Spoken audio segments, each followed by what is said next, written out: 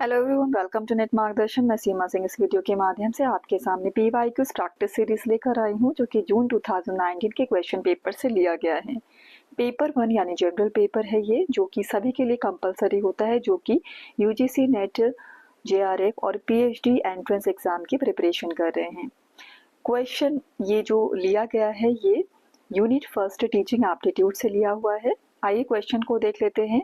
A teacher gives lot of positive and negative examples to support his or her presentation in the classroom. This will be related to which of teaching? यहाँ पर question पूछा गया है कि एक शिक्षक कक्षा में अपनी प्रस्तुति को समर्थन देने के लिए बहुत सारे सकारात्मक और नकारात्मक उदाहरण देता है। यह शिक्षण के किस स्तर से संबंधित है? अब देखिए यहाँ पर ऑप्शन दिए गए हैं: autonomous development level, memory level, understanding level और रिफ्लेक्टिव लेवल।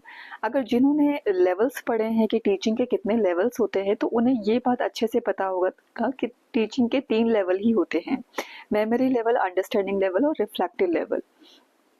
मेमोरी लेवल में जब स्मृति लेवल के जो जैसे कि प्री स्टूडेंट होते हैं जो कि बहुत स्मृति लेवल पे कार्य करते हैं, जैसे कि 2 का टेबल जो है याद करना, ABCD को याद करना, तो एक जो रट्टाफिकेशन वाला, यानी कि जहाँ पर रट के हम याद करते हैं, वहाँ पर जो है स्मृति लेवल का यूज होता है।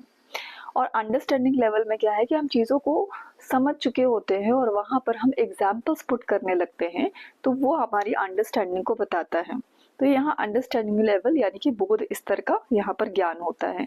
रिफ्लेक्टिव लेवल जब हमारी जानकारी इतने बढ़ जाती है, जो विद्यार्थी होते हैं वो इतने जानकार हो जाते हैं कि वो एग्जाम्पल्स तो पुट करते ही हैं, साथ ही साथ वो आगे चिंतन करते हैं, तो चिंतन स्तर होता है, यानी कि वो क्रिएटिव हो जाते हैं, अपने आइडियाज को वो एक्सप्लोर करते हैं, तो ये वो लेवल होता है। तो शॉर्ट में मैंने आपको ये इन्फॉर्मेशन प्रोवाइड की है, इसके आधार पर आपको आंसर देना बहुत ही आसान हो जाएगा। तो इसके अकॉर्डिंग अगर हम देखें तो हमारे क्वेश्चन में ही बोला गया है कि एग्जाम्पल्स, तो एग्जाम्पल्स की बात सिर्फ यहाँ पर अंडरस्टैंडिंग लेवल में ही आती है, तो अंडरस्टैंडिंग लेवल ही यहाँ पर यानी बोध स्तर ही सही आंसर होगा। आई होप कि मेरे द्वारा दी जानकारी आपको समझ में आई होगी और ये क्वेश्चन आपको बहुत अच्छे से क्लियर हुआ होगा। Thank you so much for watching this video and all the very best for your exams preparation.